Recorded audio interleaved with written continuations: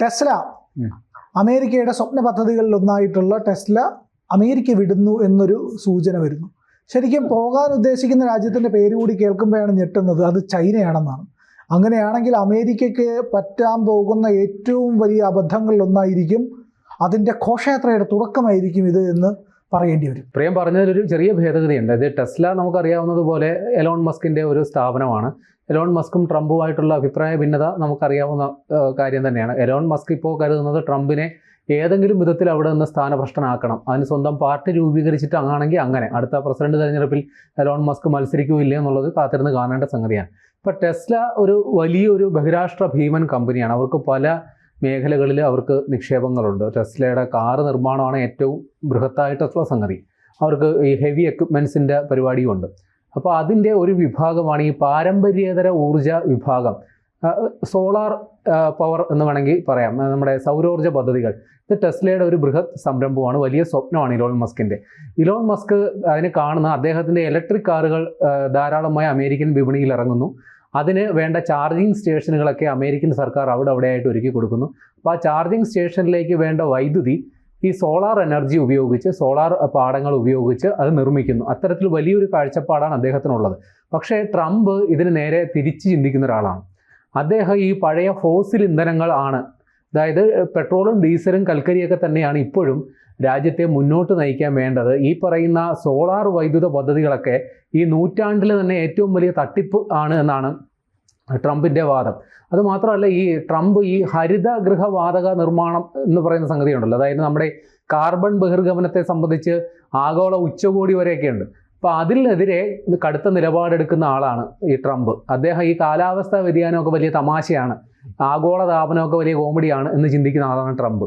അപ്പോൾ ധാരാളം ഫാക്ടറികൾ പഴയ രീതിയിൽ തന്നെ പ്രവർത്തിക്കട്ടെ, അവർക്ക് ഈ കാർബൺ ബഹിർഗമനത്തിൻ്റെ പേരിൽ അല്ലെങ്കിൽ അമിതമായി ഊർജം ചെലവാക്കുന്നതിൻ്റെ പേരിൽ നിയന്ത്രണങ്ങൾ വേണ്ടതില്ല.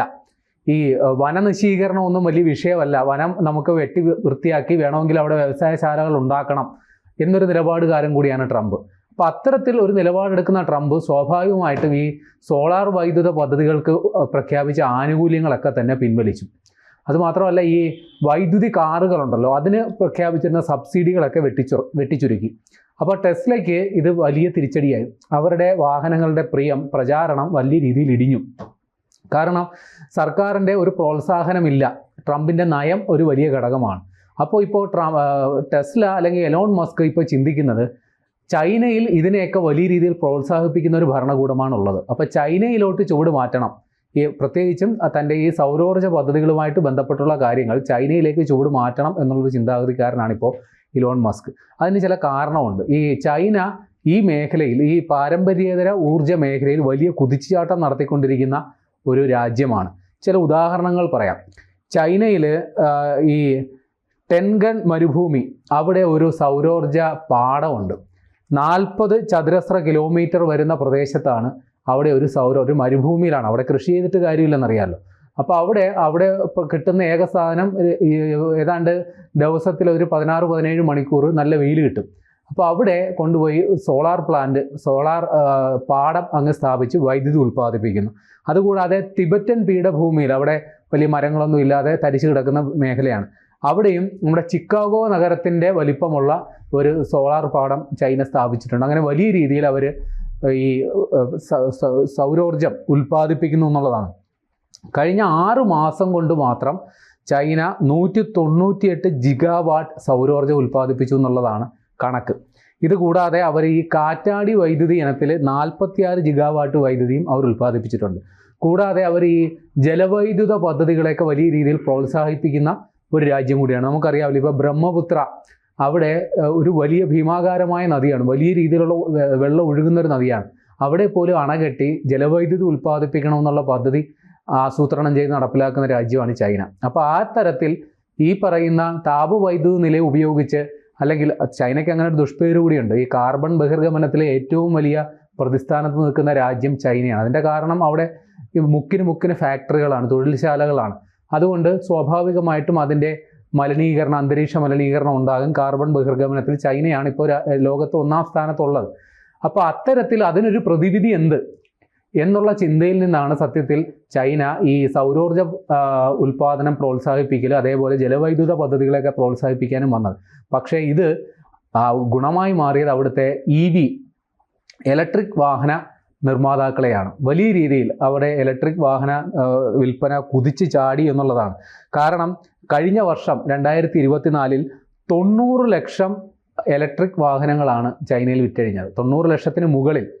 അവിടെ അതിനുവേണ്ടി ഉണ്ടാക്കിയ ഇലക്ട്രിക് ചാർജിങ് സ്റ്റേഷനുകൾ 25 ലക്ഷം ചാർജിങ് സ്റ്റേഷനുകളാണ്. എന്നാൽ ഇതിൻ്റെ നേരെ വിപരീതമാണ് അമേരിക്കയിലെ സ്ഥിതി.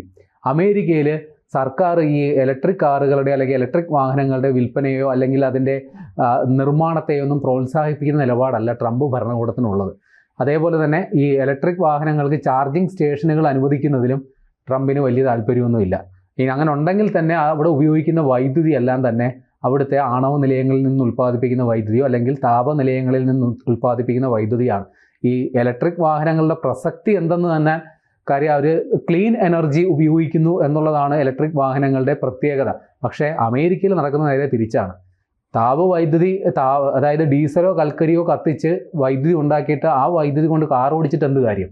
അപ്പോൾ ആ നിലയിലാണിപ്പോൾ അമേരിക്കയിലെ കാര്യങ്ങൾ നടക്കുന്നത്. അപ്പോൾ സ്വാഭാവികമായിട്ടും പക്ഷേ ഇതിനൊരു അപവാദമുണ്ട് കേട്ടോ, ഈ ക്ലീൻ എനർജി എന്ന് പറയുന്നതിന്. അതെ, അതായത് വലിയ മൈനിങ് നടത്തിയിട്ടാണ് ലിഥിയം പോലുള്ള സാധനങ്ങളെല്ലാം കുഴിച്ചെടുക്കുന്നത്. അതെ അതെ ആ ധാതുക്കളെല്ലാം കുഴിച്ചെടുക്കുന്നതിന് വേണ്ടി നടത്തുന്ന പ്രവർത്തനങ്ങൾ ഭൂമിയിൽ വലിയ ആഘാതം സൃഷ്ടിക്കുകയും ആഗോളതാപനത്തിന് അടക്കമുള്ള പ്രശ്നങ്ങൾ ഉണ്ടാക്കുകയും പിന്നെ ഇതിൻ്റെ അസംസ്കൃത ഈ പദാർത്ഥങ്ങളെല്ലാം തന്നെ നിർമ്മിച്ചെടുക്കുന്നതിന് വേണ്ടിയിട്ട് വലിയ ഫാക്ടറികൾ പ്രവർത്തിക്കേണ്ടി വരികയും ചെയ്യും. സോളാർ പാനലുകൾ ഉണ്ടാക്കുമ്പോൾ വലിയ തോതിലുള്ള ഇതേ പറയുന്ന കാർബൺ എമിഷൻ അല്ലെങ്കിൽ കൂടിയും മറ്റു തരത്തിൽ പ്രകൃതിക്ക് ദോഷമാകുന്ന പ്രവർത്തനങ്ങൾ നടക്കുന്നുണ്ട്. ആ താരതമ്യേന കുറവ് എന്ന് പറയാൻ പോലും കഴിയാത്ത അത്രയും വ്യത്യാസം മാത്രമാണ് ഈ പറയുന്ന സോളാറും ഈ ഫോസിൽ ഇന്ധനങ്ങളും തമ്മിലുള്ള വ്യത്യാസത്തിൽ വരിക എന്നാണ്. ഭൂമിക്ക് ഒരേപോലെ തന്നെയാണ് ദോഷത്തിനുള്ള സാധ്യത, ചെറിയ വ്യത്യാസം ഉണ്ടായിരിക്കാം എന്നുള്ളതേ പറയാൻ കഴിയുള്ളൂ. അങ്ങനെ അപവാദമുണ്ട്, അതുകൂടി സൂചിപ്പിച്ചു എന്നേ ഉള്ളൂ.